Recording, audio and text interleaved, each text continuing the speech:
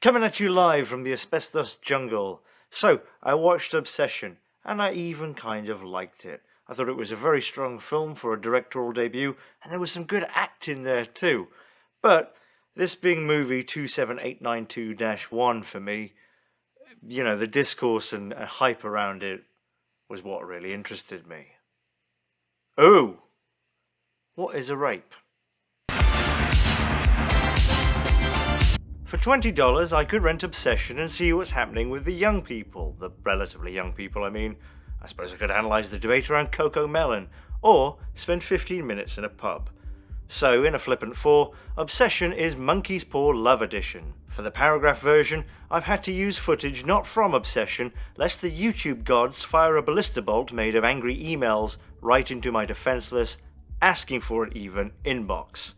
At this time of night, in this neighbourhood, wearing that pantsuit. Bear.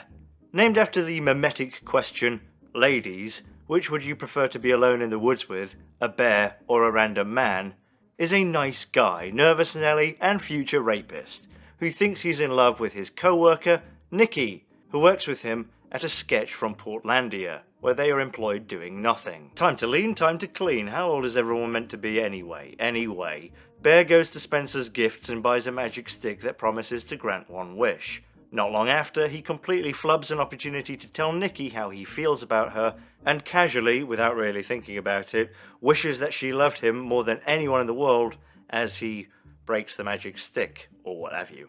Nikki then loses her autonomy and is completely, dangerously obsessed with Bear, but being a dullard, Bear doesn't work out what is happening straight away.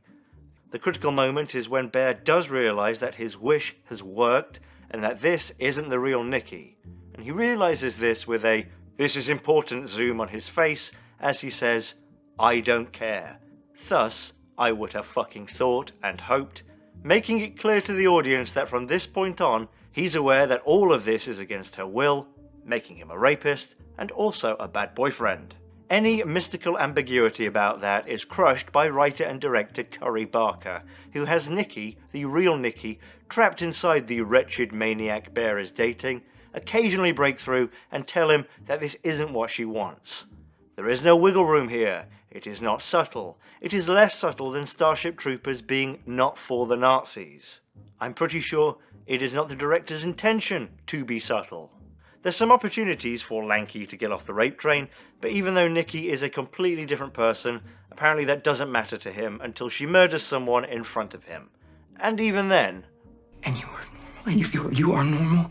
So the important part here, dear reader, is that this is not, in any universe, a film about a psycho girlfriend, but unfortunately it's this idea that has interested me in the film in the first place. What I think has happened is this. Obsession is a very solid film that doesn't condescend to its audience and is actually very straightforward.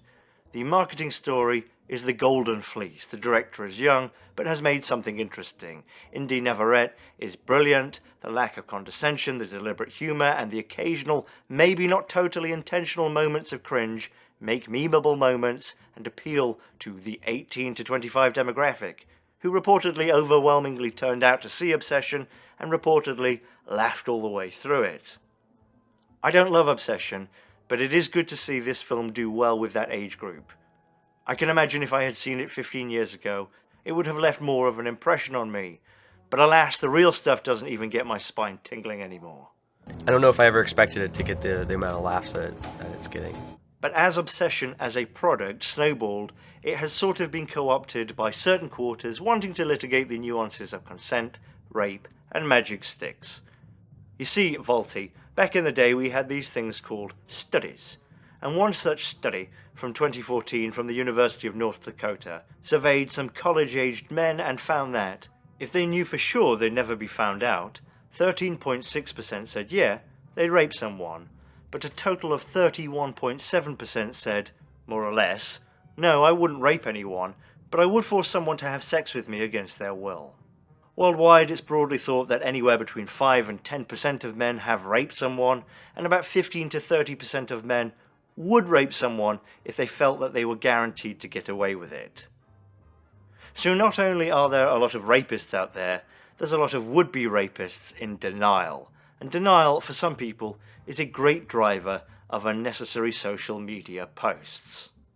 The reaction to obsession reminded me of this vidya from Thames Valley Plod about a decade ago.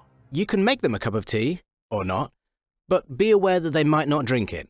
And if they don't drink it, then, and this is the important bit, don't make them drink it. Unconscious people don't want tea, and they can't answer the question, do you want tea? Because they're unconscious. And the debate online around that was more or less, this is so funny, this is so condescending, but it needed to be said. Well, you say that, but I'm 50 and I never saw this video before and I've never raped anyone. Well, it's not for you. All the people it's for are going to do it anyway. No, it's for the cotton brains who might not know better. How can someone not know better? And she can't complain when she knew she was coming over for tea, and I have good tea that isn't cheap, and I don't microwave tea. My tea would turn her off coffee for life. The dumb bitch. And in my naivety, for a moment, I wondered why this debate needed to reoccur, but now I understand it's not really a debate at all, but rather a public service to lure these self-outing would-be nice guys, who maybe never will, but definitely would, and reminders that they are numerous. Good on Curry Barker for not taking the studio money to change the script and make Bear the hero, and well done to all involved. I look forward to the next film that I hope ignites debate over who was right in World War II. Oh, ponder that. Good job, everyone. Anyway, I have to put some saucepans down right now. See you later, alligator. Bye-bye.